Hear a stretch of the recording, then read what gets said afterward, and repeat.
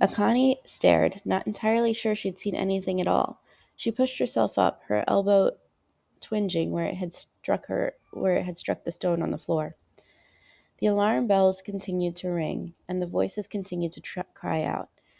It was only now, with her door open, that she could make out their words. The Kazi, he is dead!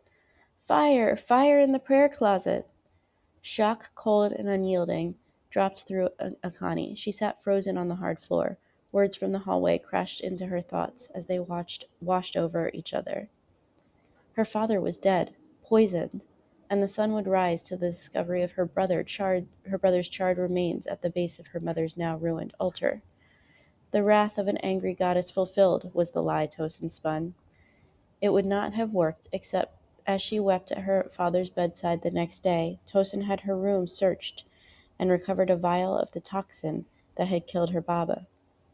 The Kazili wanted the throne and plotted against her father, Tosin had railed. The prince must have uncovered her plot, and she killed him as well.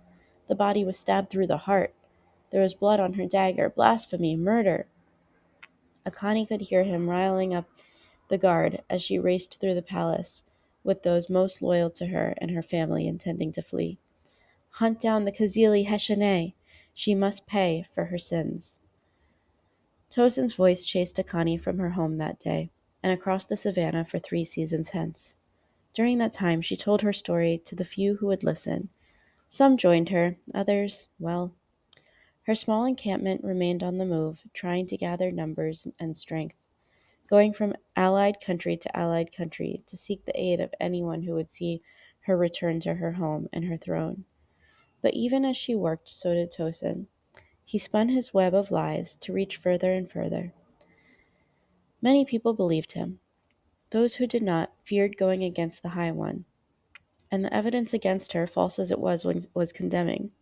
So Tosin named himself the Lion, then took command of her family's armies and began the hunt. He would track down the Hessian and bring her to the goddess's justice. Then, her will fulfilled, he would see to it that the throne was secured. So Akani lived in exile, training, planning, managing to stay 3 steps ahead of Tosin until 3 nights ago, when a contingent of his men discovered her with a small band of attendants, trying to get word to the lord of a local city, hoping to gain another ally. The attendants were slain and Akani captured. And here she stood, defiant still. I saw you with the man in the cloak, the same man who left the poison in my room after he used it to kill the Kazi. She had told the guard of the intruder, but when they searched the grounds, they found no trace of him. Then they dismissed her story altogether when they found the vial. You had him drug my father. Did he slay my brother too? Tosin gazed at her, still wearing the look of slight amusement. You always were smarter than any girl has the right to be. Mark me, Tosin, I will end you, and then I will find the one who helped you murder my family.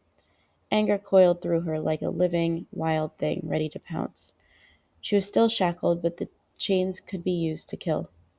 Tosin's laughter brought on the familiar chill along her back. It wasn't the amused laughter from before, but a more bitter, cruel thing that curled his lips. Should we let her in on our little secret? He said, but not to her. His eyes moved to somewhere over her shoulder. Akani spun and came face to face with the last person she ever expected to see. Her lips worked uselessly at first, but she took a breath that was half gasp, half sob, and forced a single word free. Seth? Her brother stood over her, far taller than he had been when she last saw him. His face was set in the hard lines of their father's. He watched her with rich, brown eyes, their mother's eyes, but his were not gentle like hers. They were cold, glassed with deep sadness. Sister. Shock maintained his iron grasp on her mind. What is this? Her voice was small in her ears, pathetic.